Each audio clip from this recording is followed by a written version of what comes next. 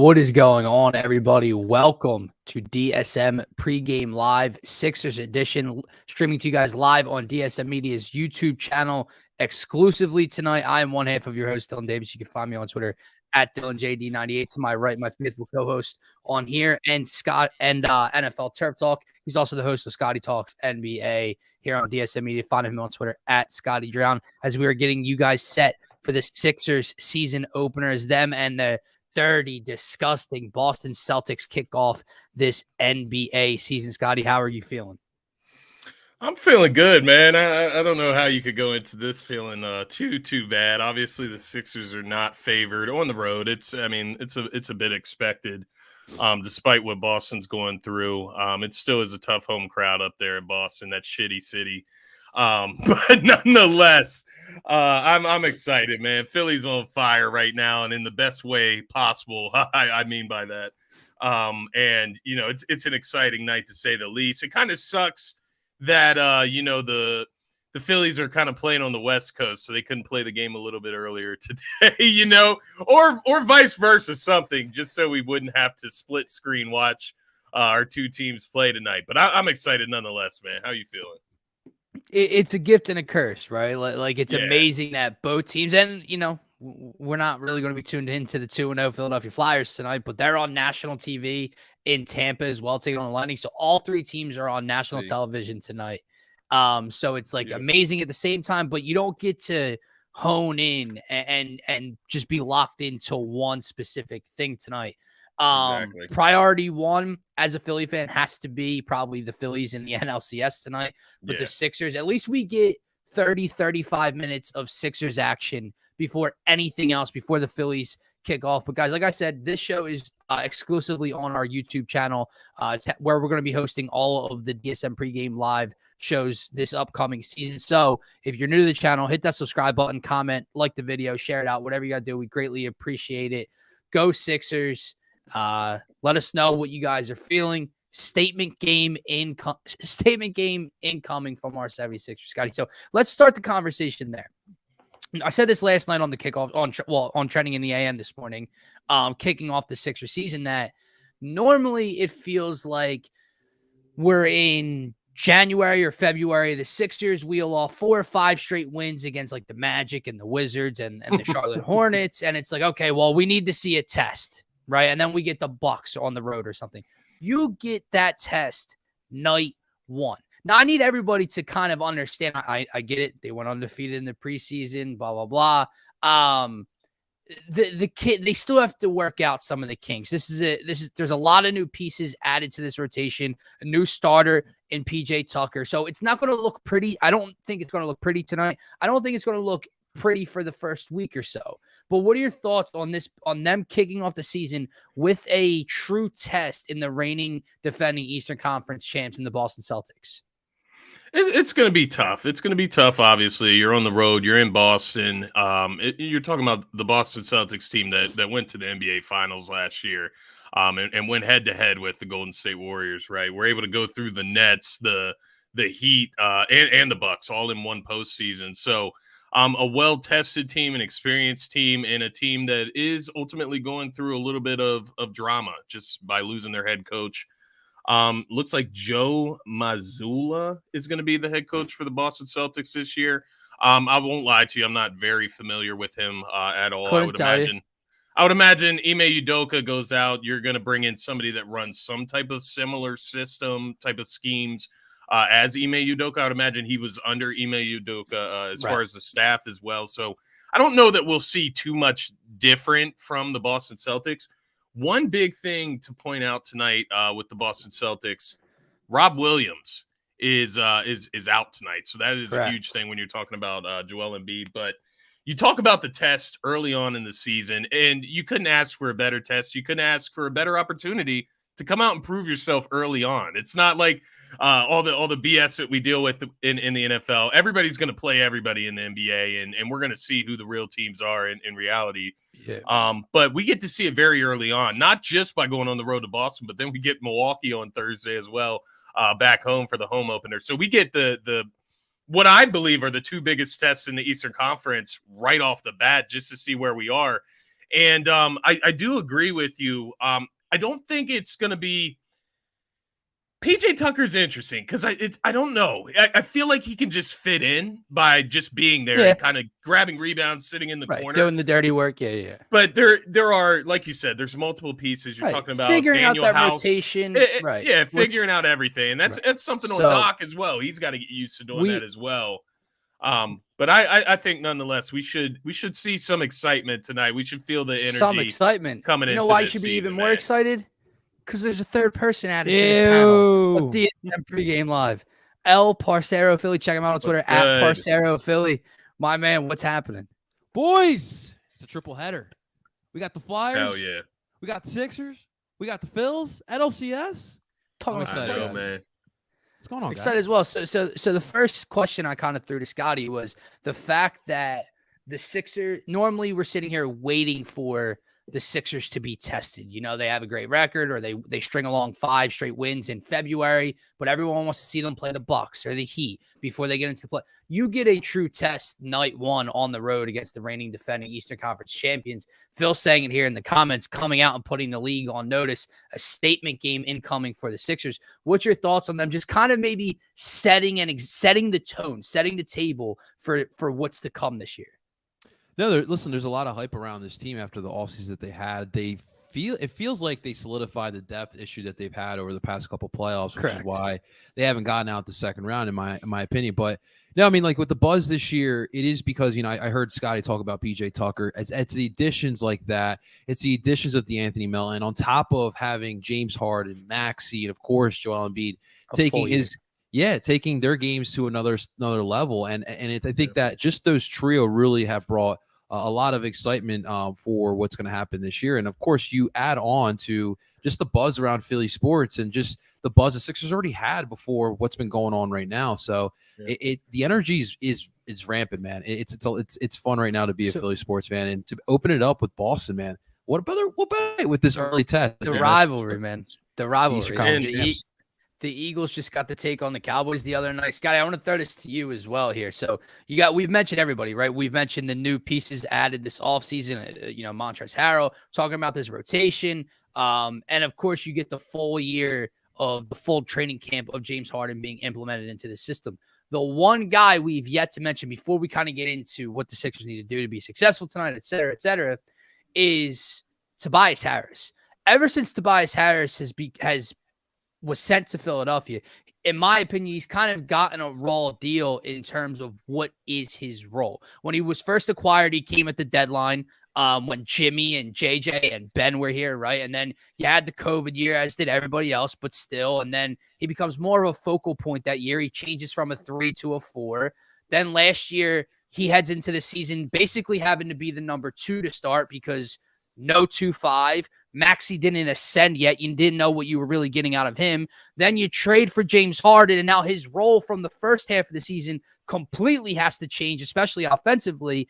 Now you get the fall off season, same system. James is here all off season. We know what to expect out of Maxey. Tobias Harris is a guy to keep your eye on, not to have numbers popping off the page of you, but to take another step on the defensive side of the ball. And to just give you, like, what's a reasonable expectation for Tobias, Scotty? 15-ish? 15, 16 maybe on average this year? Am I underselling him? No, I don't think so. I think it's just one of those things where you'll see some nights he'll have, 11, 12 points, and some nights he'll have 20, 21, 22 points. I think it's going to go up and down. It's going to be about how defenses play this team ultimately. It's the same. It's similar to the Tyrese Maxey, James Harden thing, but to a lesser scale with Tobias Harris. But I think for this season, it's very simple for Tobias. I think that's what the game has become by adding James Harden and adding these pieces around him. Now you add PJ Tucker. That takes another responsibility off Tobias's plate from last year where he had to guard the best forward on the court, right? Like now PJ Tucker can take that responsibility. And maybe Tobias, like that can be as simple as tonight, for instance, PJ guards Jason Tatum and Tobias guards Jaylen Brown, whatever the case may be going down the road. But I think with a simplified role, it makes Tobias's responsibilities easier. It makes his life easier. All you got to do is hit corner threes. You're going to be wide open for the 3-point line. And that's what we wanted from him last year. He just wasn't used to shooting those spot up threes, those spot up shots. He's a guy that was used to getting his own shot, finding his own place in the lane, those mid-range back down, similar to Embiid in reality. And that's ultimately why we needed him to step away from that, because we need more spacing. He's too good. It almost feels like a disservice, but I feel the way that he started to pick up that role in the latter half of the season, or in the postseason even, he was shooting the ball well. He's shooting it with confidence, and it did allow him to go grab more rebounds, push the ball up the floor. It gives him more energy, right, when you don't have to just sit there and pound the rock and try to find your own shot one-on-one. So I'm excited for Tobias. It's low-key, and I think that's perfect. He doesn't need to be on Front Street. Sometimes doing less is more, man. Sometimes doing less is more. And one thing with this matchup as well, I just wanted to throw this in here. Oh, yeah. The NBA is recognizing the Sixers by putting them on the Front Street of opening night tonight in Boston against Christmas the Day. defending Eastern Conference champions. That is a privilege for the Sixers this year. We did not expect that. We didn't know that was coming, and that's not something that normally happens. So that speaks to the expectations that the league has for the Philadelphia 76ers as well. 100% a fact, man. All right, so guys, let's start to get into this matchup a little bit, because we're sitting here talking about all the offseason acquisitions that the Sixers brought in and getting healthy. Celtics bring in Malcolm Brogdon, who on ESPN is listed as a backup point guard and shooting guard, and they have Derek White starting over him.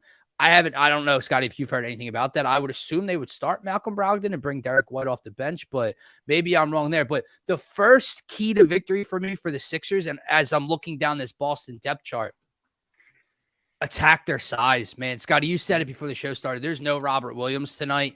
Grant Williams is a backup 3 or 4 tonight. He's very undersized. Al Horford starting at center. They had to go out and bring Blake Griffin in just for a little bit of physicality and size. Luke Cornett's still there.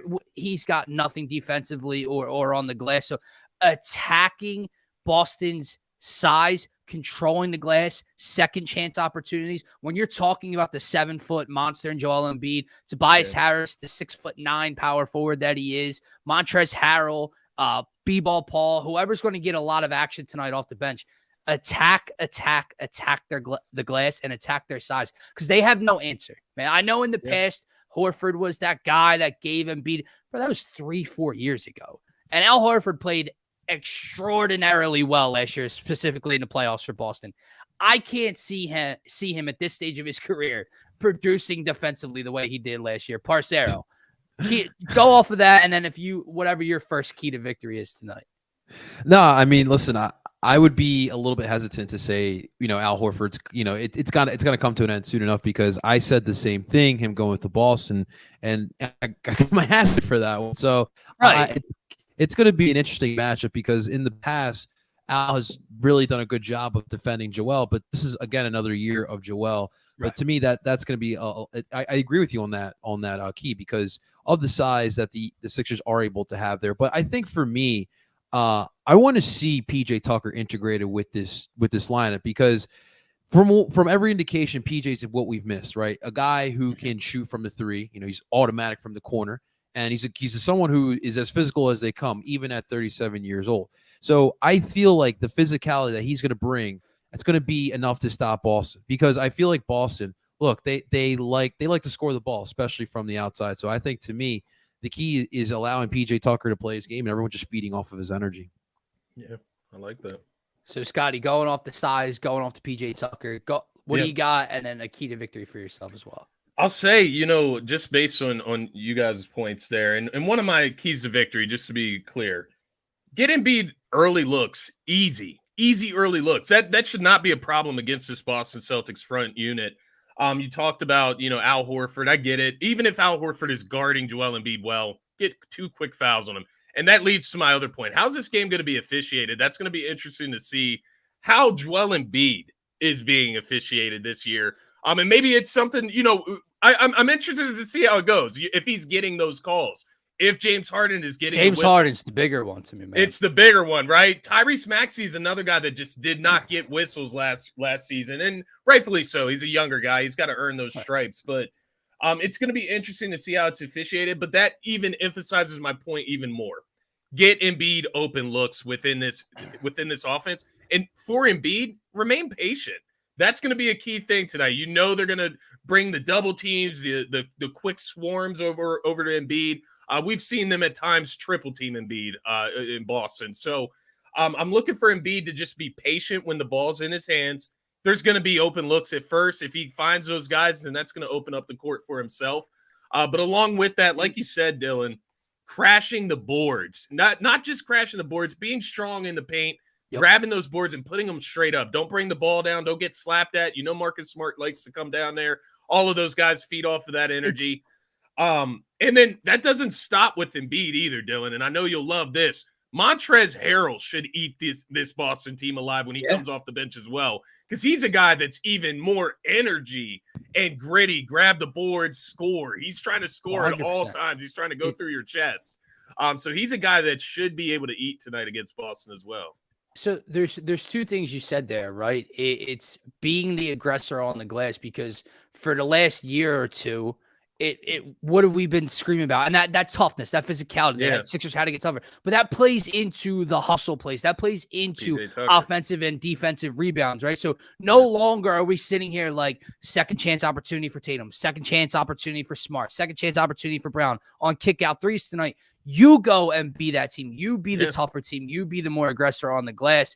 And then the other thing, Scotty, you bring up the defensive game plan for Boston. You know, triple team and double team and Embiid, throwing different looks at him, making him uncomfortable and getting him off the block. It's not Ime. They are going through a coach. So who knows what that looks like tonight? I would doubt it's a perfect version of what Boston wants to do defensively with the new head coach and scheme and stuff like that. Parcero?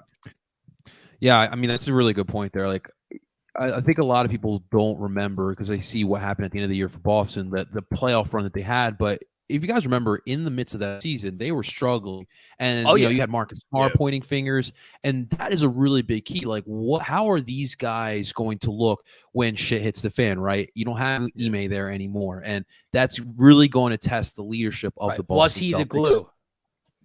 That we're going to find out. That we're going to find out. I like it. So we've talked about a lot so far, and obviously in a couple minutes I want to get to predictions and players of the game and stuff like that. But another thing I'm keeping an eye on tonight is who takes the reins off the bench tonight. So in the preseason, we didn't see a lot of Matisse Thybulle.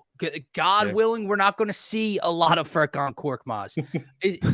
How is Doc going to rotate B-Ball Paul and Montrezl Harrell? Who gets the first look tonight? DeAnthony Melton, Shake Milton. So who takes the reins off the bench and makes the most with their opportunities tonight?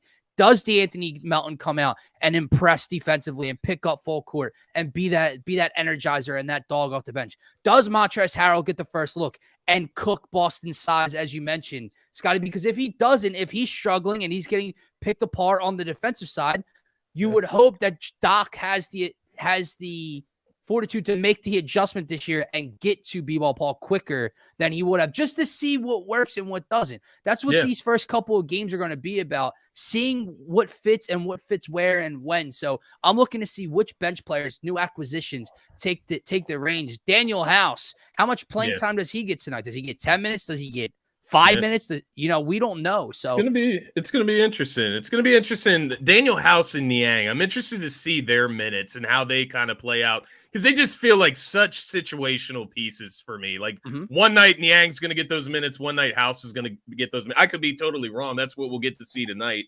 Is kind of how Doc. I have a weird feeling who's coming in. Love Daniel House.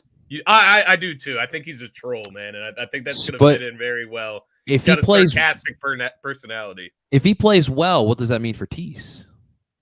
Right, because you would think they'd have to play similarly. Yeah, I mean that's what I mean. Is House going to play more of that 3, kind of wing type of player that Matisse would play, or is he going to play more of that 4, like stretch 4 type of position like George Niang? I'm interested to see how they use that. Does Doc go small ball and put PJ at the 5? They will do that at one point. That has been emphasized throughout training camp that they are going to try that as well.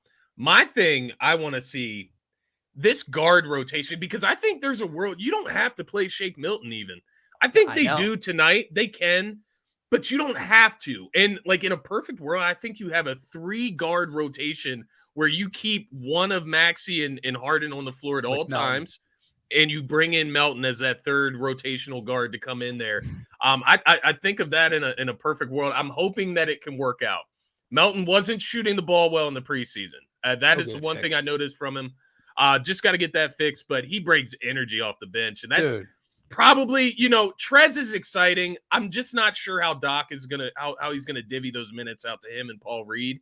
But Melton is a guy I know he's gonna get minutes off the bat, and he's somebody that I'm so excited to see what difference he can make coming off the bench. It's so tough because you already have Toby and PJ who can both play the 4, right? You have Niang, House can but to me, B-Ball Paul isn't your prototypical center. He's athletic enough to play the 4, in my opinion. So in a perfect world, you can mix and match a bunch of those guys, small ball him at the 4. Listen, am I going to love team seeing like the him Bucks and Joel together? But exactly, a team like the Bucks, you can throw them out there. It doesn't have to be the same thing every night. But Parcero, you bring up a very interesting point, and we all did see the headline. I believe it broke yesterday that Matisse Thybulle and the Sixers did not agree to whatever the early extension is, and he will most likely hit free agency. Are we seeing the beginning of the end with Thybulle? And when he gets an opportunity, how important, like I said, taking the reins and running with him, is it for Tease to come in, play that strong defense that we always see, but knock down the open jumpers, be a threat, somewhat of a threat offensively? Because if not, I don't know how much longer he's in Philadelphia. Yeah, that's a really good point. I had Austin Krell on yesterday for Ed Parcero Filicon, and we talked about that. It's a big year for Matisse Thybulle, and I do think that a lot of us are still skewed because of what we saw last year with the whole, vaccine situation and him not playing well against Toronto or Miami. But let's not forget, there was one point last year where this Sixers fan base deemed him as untouchable after he shut down Steph Curry. Let's not forget that was the Matisse Thybulle we saw. The one thing I've always said about Matisse, his defensive game is a top 5 in the league as far as a defender goes. As long as he just continues to contribute on the transition, which you saw, he was always running up down the court with Tobias Harris or whether it be Tyrese Maxey on the quick transitions. As long as he was able to develop some sort of a 3, that would have really been beneficial for us, because that's really what we needed. We needed another spot-up shooter. It would have helped because Tease can play defense, but it's tough to play and give Tease solid minutes when he's a liability on offense. So it's a big year, and we'll see him coming off the bench this year. It's also extremely difficult to get into a shooting rhythm when you're lacking minutes and lacking touches offensively. But unfortunately, there's not enough ball to go around for him to get looks. And just give me 34%. Just give me 35%, man. And I mentioned that 3-guard rotation. I'm not calling Tease a guard, but he is another guy that you can throw in at the 2 or 3. He can guard guards, right? And that's another thing. You just hope by the end of the season, in my eyes, you hope that he is playable in a rotation with consistent minutes by the end of the season. That's what I'm hoping. Gentlemen, let me ask you real quick, because I've seen a lot from Lauren and from the Sixers social media. They're hyping up that jump shot of Matisse Thybulle. For me personally, it's easy to make shots in an empty gym. I just don't like the full. He lacks the full extension. He lacks that full extension on his shooting arm. For you guys, have you seen anything different, or are you hopeful about this 3? Oh, it looks different, but it don't look right. That's all I can really say. I won't lie to you. I'm not hopeful. I'm really not. And I hate to sound like pessimistic. I look at Matisse, and I may be cursed from Ben Simmons. And Ben Simmons, let's be honest, Ben Simmons, he did have offensive inclination when he came into the league. It's like he lost it at some point. Yeah. Matisse, he just doesn't look like he has a feel in the offensive end. Not even to the point. He can't even handle the ball. He can't dribble the ball. That's my biggest thing. And I just, when I saw that he didn't get the contract extension, it made sense to me. He hasn't earned one. As good of a defender as he is, you have to be able to play on both sides. And it worries me. The way I look at Matisse with this team this year, I look at him as a possible plus. He doesn't have to be a detractor because you don't have to play him that much. But if he can consistently knock down a 3, or it doesn't even have to be as simple as a 3. It's like you said, Parcero, in transition, run the court, finishing at the rim, making layups, man. Making free throws. These are real things that you have to do in the NBA. You got to make free throws. If he can do those things consistently and become a rotational piece, I look at it as a plus because I'm not factoring it in right now with my championship because there's aspirations. other options. I can't trust it. Because there's other options. We haven't had these options in the past. And before, let's get into game predictions and players of the game now, because this team at this point right now, heading into the opener, is in such a better position than they were at this time last year with the Ben drama and the roster. This finally feels, tell me if I'm wrong here, this feels like the finished product we've all been waiting for. Like at the trade deadline, when we're always like, oh, they're like a piece or two away on the bench, and you try to go out and get a George Hill. Or last year we acquired James Harden, but they were still lacking on the bench. This feels like the product we've been waiting to see at the end of a regular season into a playoff run, and we get it for a full year now. Like, that's what I'm excited for. Like, there's no more real holes that we can look at right now. Now, I'm sure red flags will come up, and we'll need to address a spot or so at the deadline, but this feels right, and it feels good right now to be a Sixers fan in this position because, yes, as you said before, Scotty, they are underdogs heading into tonight. As expected, you're on the road defending Eastern Conference champion Boston Celtics. They potentially got better with the addition of Malcolm Brogdon, but I'll start it right here, man. I like the Sixers tonight. Scotty, I know we talked about on trending, but I like the Sixers tonight. I look for them to kind of put the league on a little bit of notice. It's one of 82. I get it, but it's still that Sixers-Celtics that rivalry. And if you come out and show up tonight, that starting the season off on that good foot, on that good note, can translate and ascend everybody from this point forward. So I'm going to go with the Sixers. I'm going to say between 4 and 7 point victory, somewhere around there. My player of the game, it's who I told you I think is the MVP candidate for the 76ers this year. Scott, is James Harden. I'm looking for him to show up, take control of the offense, be that facilitator, be that floor general that we all saw at the end of last year, but finally bring that motor, that aggressiveness to the offensive side of the ball. When you come around that high screen to top of the key and you got a step or two, knock it down, take the shot, finish in the lane, finish through contact, get that call, get to the free throw line. So I'm looking for James Harden to show up tonight. If I had to give a stat prediction, I'm going to say that Harden drops 25 plus. I'm going to say in the 26, 27 area tonight. 7 or 8 assists, 5 or 6 boards, and he hits at least 3 threes. Okay. I like it. I mean, there's a lot of different ways this game can ultimately go, and it's going to be interesting to see what Boston does. Like, to your point, does Derek White start? Like, is that a real thing? And I think it ultimately could be if you want Malcolm Brogdon to come off the bench and run your second unit, right? He can run point guard as well. I'm interested to see how they, kind of attack James Harden. Like, does Marcus Smart guard James Harden? Derek White guards Matt? How does this all play out? What is Boston's game plan? I think that's going to be the most interesting part for me.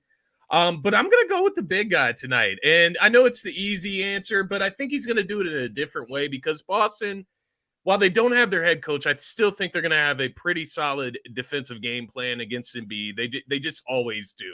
Brad Stevens is still in that front office. He can still give his contributions to that as well.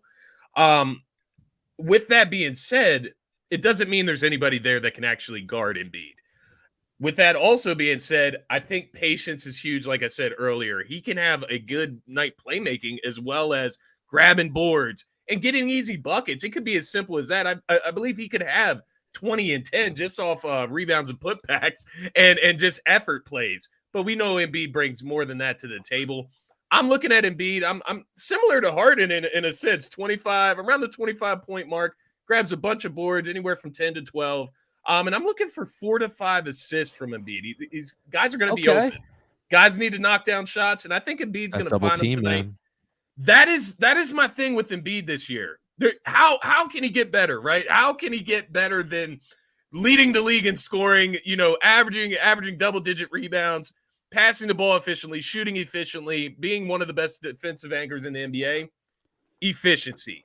Increase the efficiency, take better shots, easier shots, find open looks, and play defense, man. That defensive anchor is the biggest part for me this season because this team can be a top 10 defensive team if Embiid is invested.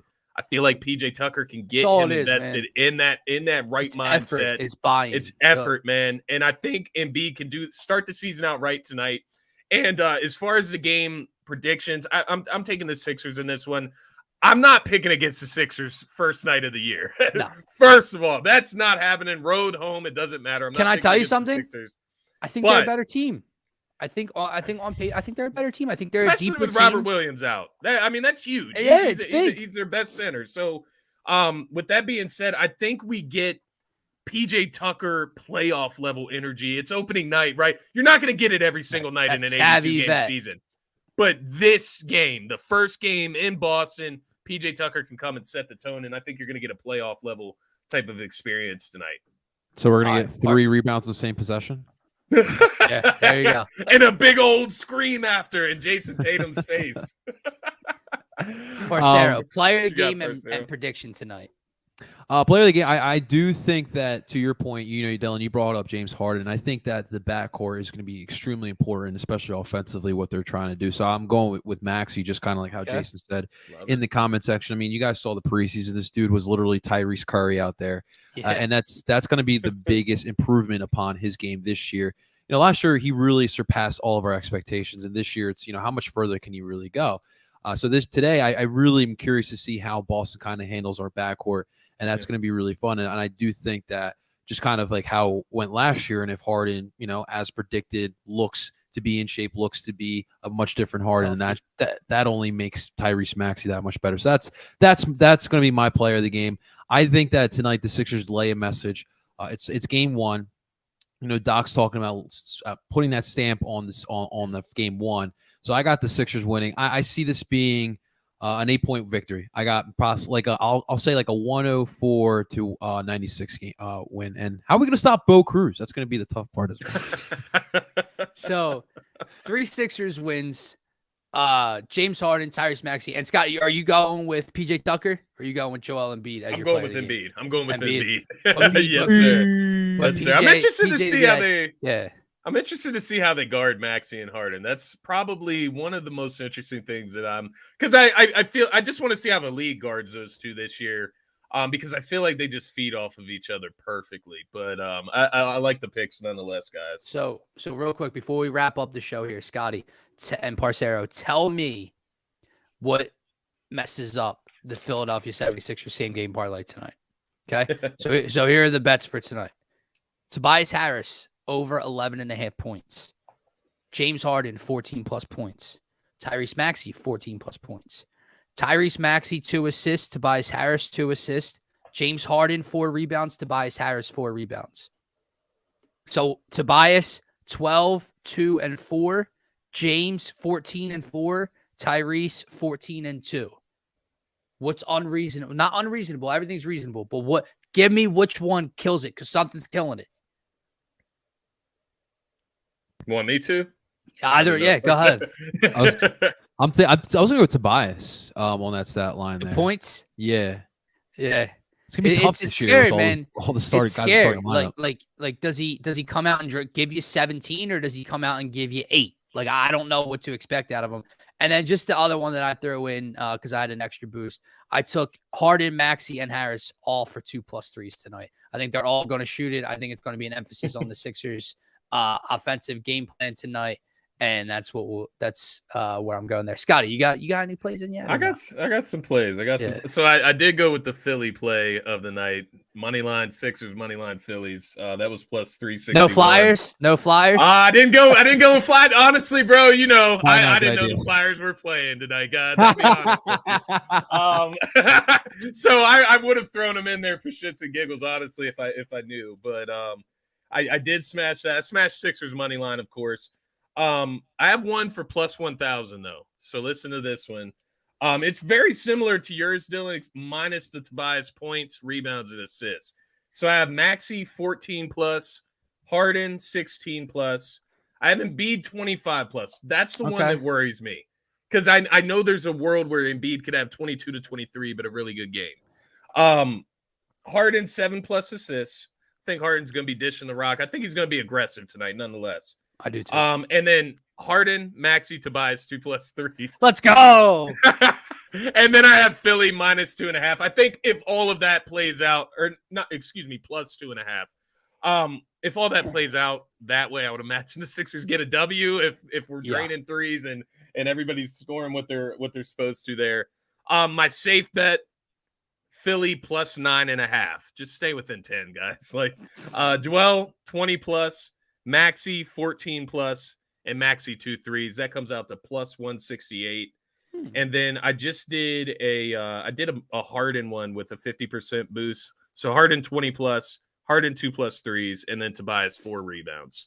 So that comes out to plus a nice combination of what I got going on. I just need the Toby points and the 2 assists. That's what I'm hoping for. Parcero, you're not a gambler, are you?